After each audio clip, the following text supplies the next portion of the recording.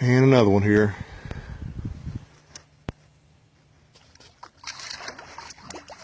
These stripers are hitting pretty good right now today.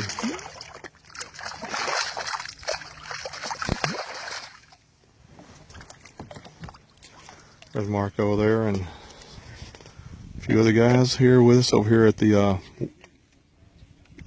train bridge here over at Whitney. There it goes. Mark's got another one. Uh-oh, got this line's tangled up.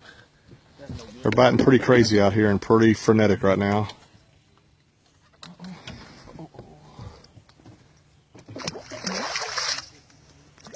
You got yours still? Yeah. Alrighty. We done caught about 25 of them already out here total, me and Mark combined, maybe a little more.